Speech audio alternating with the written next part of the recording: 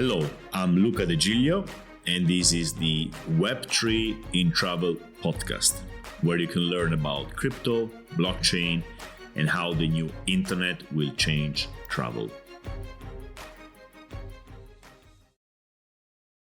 Today we will talk about multi-chain and cross-chain. It may seem a bit too technical, but actually choosing the chain you're working on is going to be one of your first choices, and you're going to have to do this choice repeatedly. So it's really important that you understand why there are so many chains, which are the trade-offs between chains, and etc., etc. So multi-chain. Multi-chain means that there are several blockchains. I think you are already aware of that. There is not only Bitcoin, there is not only Ethereum, there's many other blockchains. In order of total value locked, there are Ethereum with 122 billion, and then there is Terra with 14 billions. This is, you see, like 10 times less already. BSC from Binance with 12 billion, Avalanche with 10, Phantom, Solana, Polygon, Tron, Kronos, Osmosis, Polkadot, Harmony One, and so on. So as you can see, the biggest one is Ethereum, which is 10 times bigger than the second one, and 100 times bigger than the 10th one. So the space is mostly in the hands of Ethereum right now. And one of the first things you notice when you get into blockchains is how expensive Ethereum is. So why is Ethereum first when it is so expensive? Many people dismiss Ethereum because, they try to make a swap on, Uniswap for $100 and the fee is $100. So it doesn't make any sense. And the first reaction is, okay, Ethereum is unusable. I'm out of there. It's that chain because it's too expensive. And this is obviously not true. No one is forcing anyone to use Ethereum. It's not a closed system in which once you're in, you can't get out. So why are people staying in Ethereum? One way to understand the trade-offs is to consider blockchains as insurances. It's very reductive. Blockchains are not about insurance, but it's a very comfortable way to look at it. So Ethereum is expensive because it's the safest. So you are paying a very expensive insurance, and it makes sense if you're insuring something valuable. While it doesn't make sense at all if you are insuring something which is not valuable. So if you are transacting with very low value things like, an NFT for $10, you wouldn't do this in Ethereum. You'd rather lose the NFT, which is worth $10, than spend $50 in transacting it, right? In sending it or minting it, etc., etc. On the other hand, if you have $1 million and you, stake it to get some interest, well, who cares about $100 fees or $50 fees, right? So the market today considers Ethereum to be the safest and most secure blockchain and pays accordingly.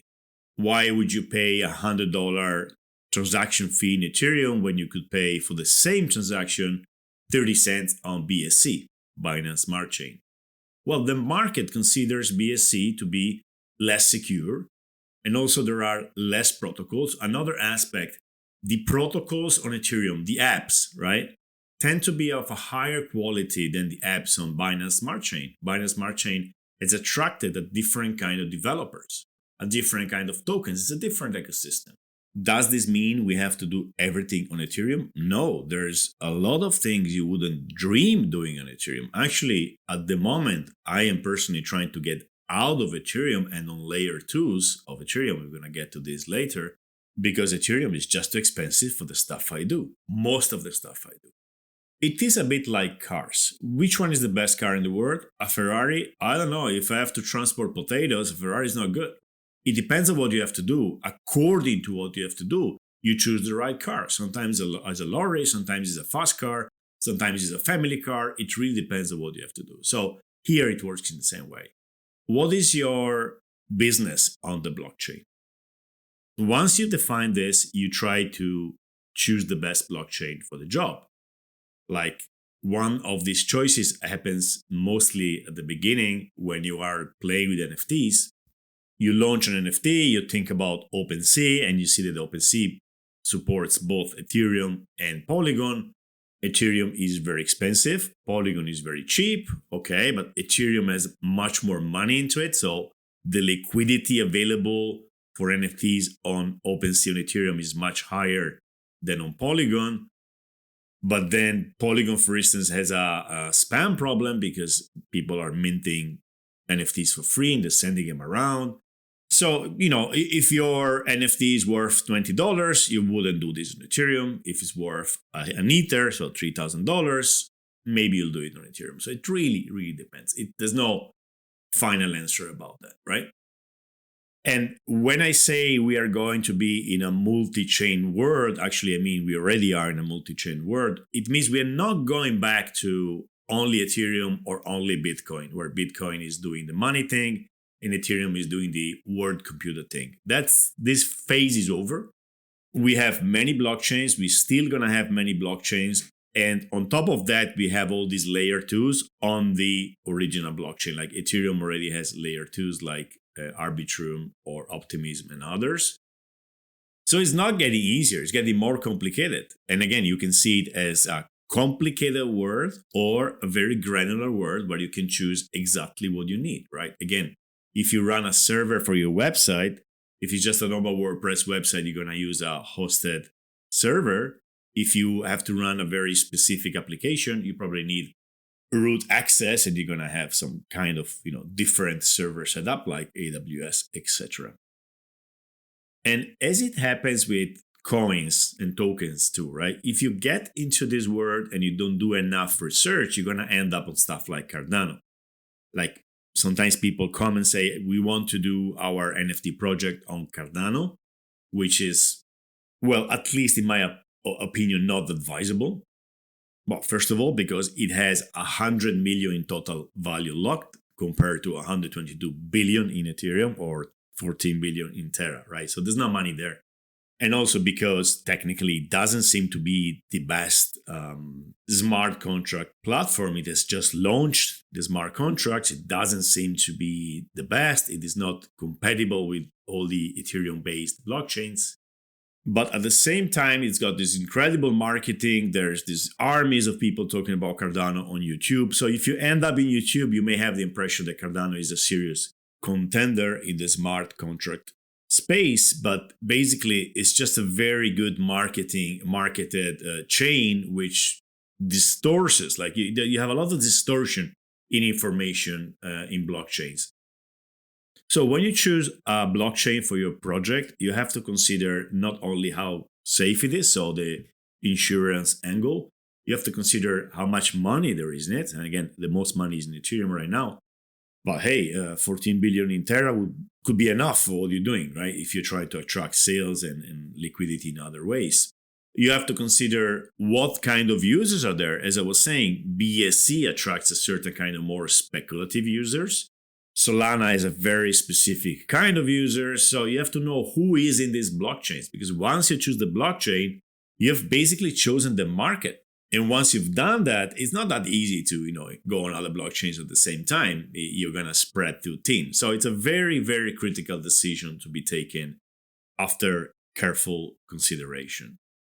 Now, you may say, well, what's the point? I'm just going to build on a blockchain and then we're going to be multi-chain, cross-chain, because we're going to use bridges. And that's what I want to talk about today. Because there are two schools of thought here. One is the multi-chain approach and one is the cross-chain approach. The main difference being multi-chain means you get in a chain and you live there. You don't live. It's like a country. You go to live in a country and you stay there. That's your market. That's your framework.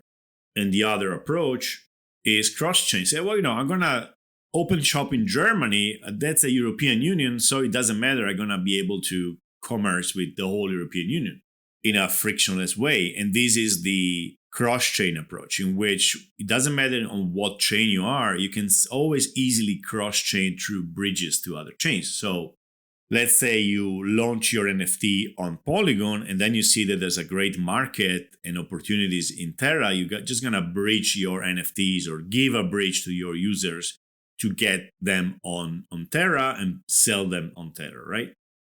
And this seems to be, at least from what I gather so far, a very dangerous approach because you are counting on bridges. So let's talk about bridges for a while. Let's say that you have a ETH in the Ethereum network, but you want to use it in the Solana network. You are going to deposit this ETH in a Solana ETH bridge, and then the Solana ETH bridge is going to give you Ether on the other side, something like a Solana Ether. So now you have Solana Ether, which works on the Solana network, and you start, borrowing and exchanging it in the Solana network. And everything seems fine because you have passed the bridge.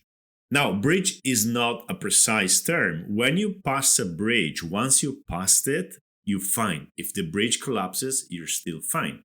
But these are not really bridges. These are places where you deposit your original ETH and you get a Solana version of it. If the bridge collapses, you fall too.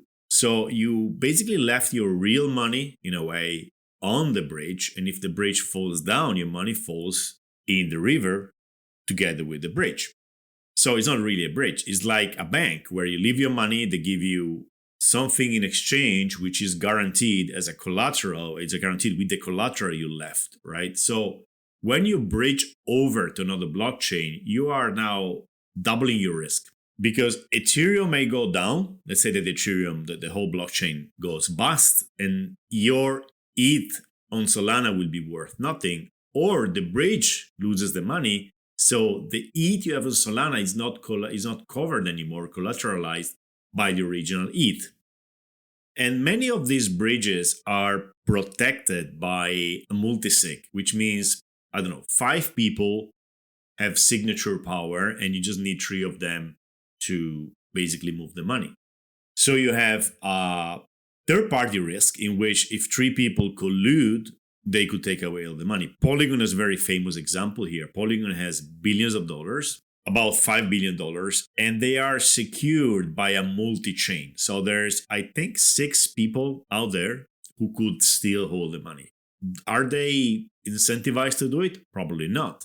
But the higher this value goes, the higher the risk. There could be, even some state attack in which they kidnap one of them or 2 of them and they say, okay, now if you don't give us the keys, you're going to stay in prison forever. So you are risking when you are using a bridge at all times. And it is really hard to assess how much risk it is.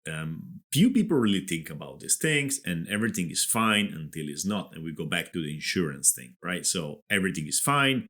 Every blockchain is great.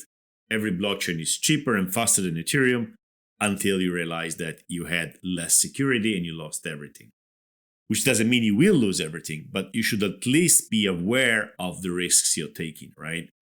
Cheap and fast blockchains have trade-offs, and the trade-off often isn't the security. Will we break this trilemma? Will we find a blockchain which is cheap, fast, and secure? Hopefully, but it's a trilemma. It's not supposed to be solved. It's always a trade-off. Of course, we are getting faster and cheaper and better blockchains every day. We're going to get to a much better place, but there are risks involved. So now if you ask me multi-chain or cross-chain, I will go 100% multi-chain. The other day, there was this bridge from Ethereum to Solana. I haven't done this example by chance, called Wormhole, which had inside over $300 million worth of ETH. So people put their ETH from Ethereum on the bridge, and then they got the Ethereum on Solana. And all this money is gone. It's been attacked. Somebody stole $325 million. The moment this ETH was stolen, the ETH on Solana was worthless because there was no money baking it. So what happened is that some investors, Solana is a VC chain in a way. There's money from venture capital all over. Somebody filled the hole. Somebody bought or had ETH and they put it back in the bridge, right? So everyone was fine, at least for now. Who knows what's going to happen in the future? But that comes to prove once again that bridges are really dangerous. So it may be safer to think about the future of blockchains as multi-chains and not cross-chains. Which doesn't mean you have to yourself as a person or as a company only operate in one blockchain. You can operate in several blockchains separately. But when you build something, you probably should not assume that your users have to bridge from a chain to the other, but rather give access to users inside chains, different chains to your app. So your app could be used on several blockchains. You saw this on OpenSea, where you can operate on Ethereum, or you can operate on Polygon and a couple of other blockchains, and more to come for sure. So the app is basically telling you, we work on several different blockchains, right?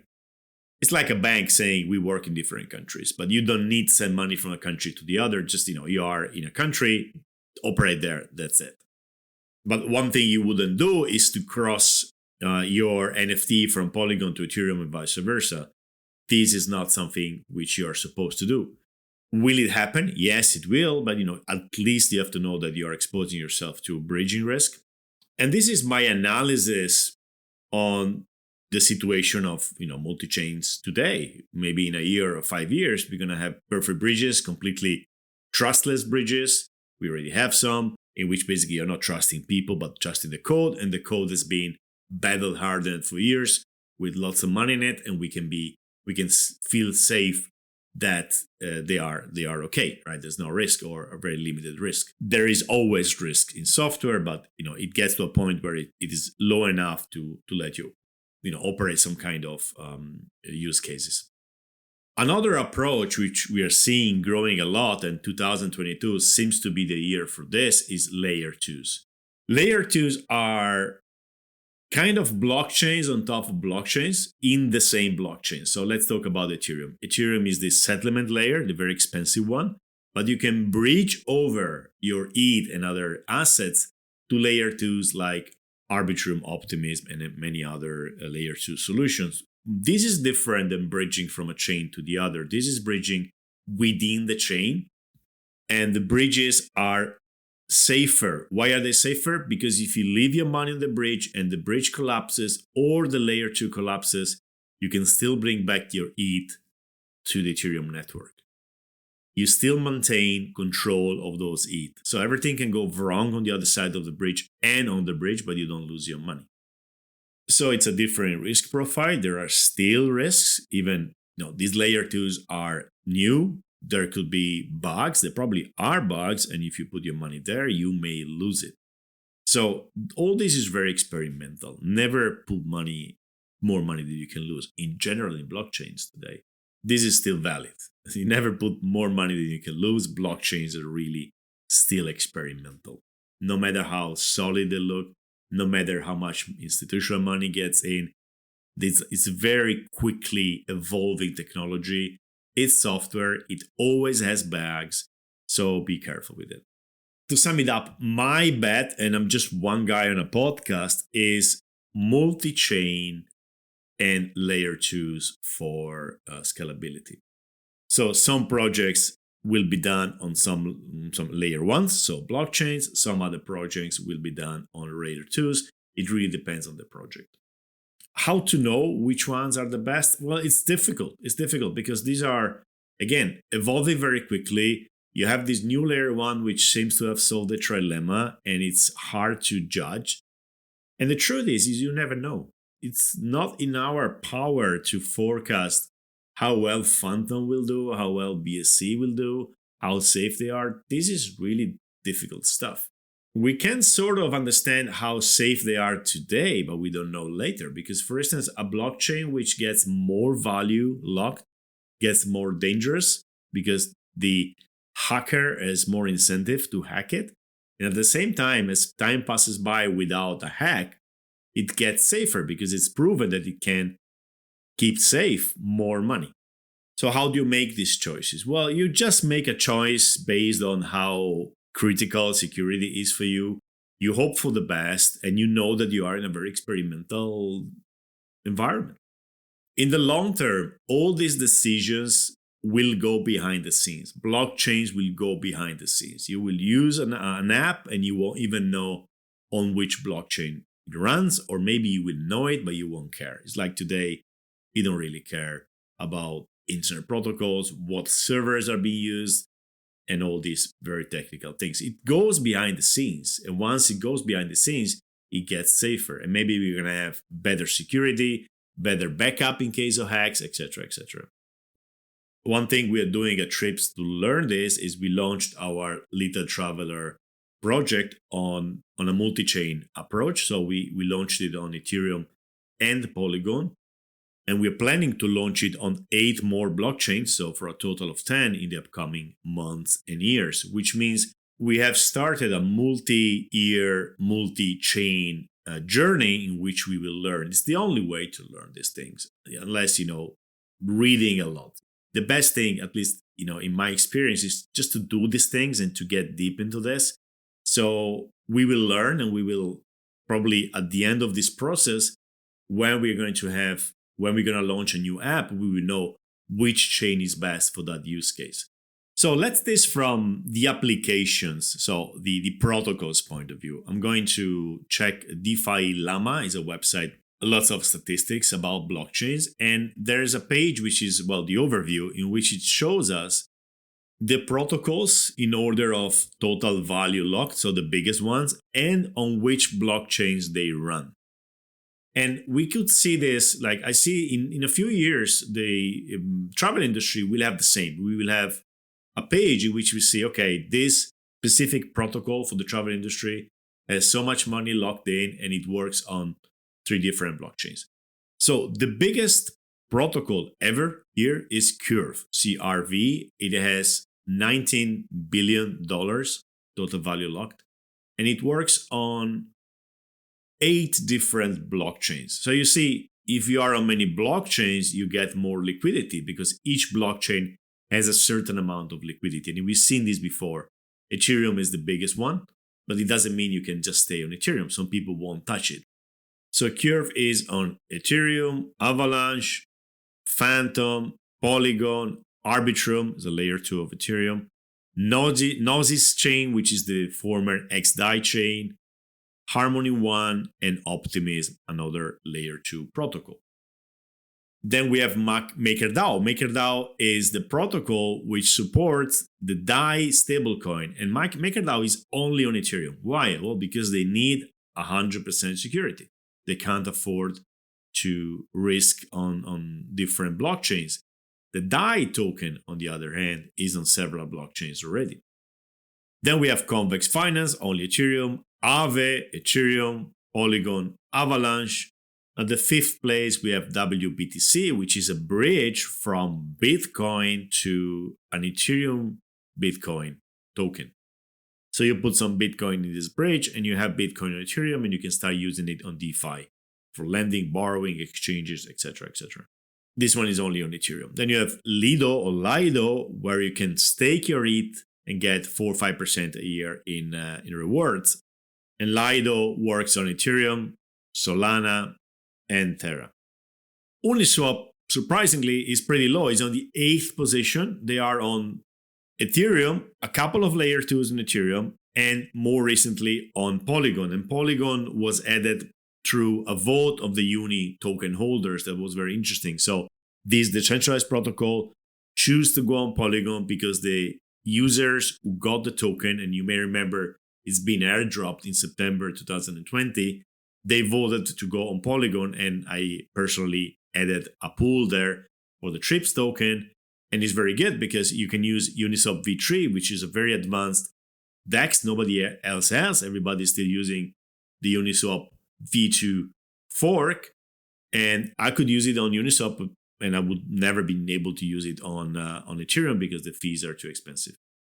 So let's dream a little bit. Now, this page in 5 or 10 years from now, you're going to have Airbnb, maybe, I don't know, first position working on 5 different blockchains, or Booking.com working on Ethereum and only layer 2s on Ethereum. Or more probably, these big companies like Expedia on its own blockchain.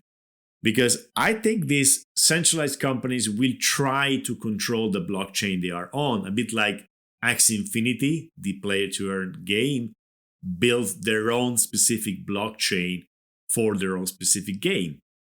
Like building your own highway infrastructure where only your cars and your lorries can run. Or who knows what the situation will be when the travel world will be on Web3 completely. We may have a complete different situation from the blockchain point of view. But again, I think it's going to go really behind the scenes. So users won't really know or won't really worry about the kind of blockchain they're using. So let's sum it up. We are in a multi-chain world. When you are going to use some protocol in the travel world, or you're going to build something in the travel world, you are going to have to decide which blockchain is the best. And you are going to have to consider several aspects. First of all, the security, then the fees, and the speed. There is no perfect answer. It's going to be a tough decision, but you're going to have to make it. You're going to have to stick to it. If you're going to have a cross-chain approach, consider the risk of bridges. If you're going to have a multi-chain approach, consider that every chain is its own little world separated from the rest. And that's all about multi-chains and cross-chains for me today. So this is the 16th episode. I think we laid down all the basics, or at least most of the basics. It's probably time to start a little segment called Web3 in Travel News. So what happened in the last week? There's not really much happening yet, but it's starting and it's probably going to grow. So let's start today. What do you think? A couple of things happened last week in Web3 in travel, and one is what we did at Trips. We launched our Little Traveler PFP project. I talked about it. And the other thing which happened is the Travala Tigers NFT happened too. I think I mentioned it last time too. So they both happened last week. And you have now 2 PFP projects when there were 0 before in the travel industry. So that's some news. These are 2 different projects. The Little Traveler is open to everyone. It's on ETH and Polygon. You can mint them. You can even mint them for free on ETH, and you have to pay the gas. The Travala Tiger NFT, PFP NFT project is reserved to, I think, people who hold a certain amount of the Travala token. And both of these projects are going to end up on the secondary market. Actually, the Little Traveler is already on the secondary market, but you wouldn't buy one for somebody else because you can still mint them. Or you could buy one if you really like one. Like if it's something you really like, and the only way to get it is to make an offer to somebody else. I'm not sure if the Travala Tigers are on the secondary market yet. If you get one, you get several discounts and advantages in the Travala environment, so check them out. Yeah, and that's all for now. Not a lot, but it's more than nothing. We used to have nothing in terms of Web3 in travel apps being launched. So please let me know if you hear about things which are interesting. I really want to keep this segment alive for the next episode, so we all are on top of things. And it's really easy to miss something. So yeah, please let me know.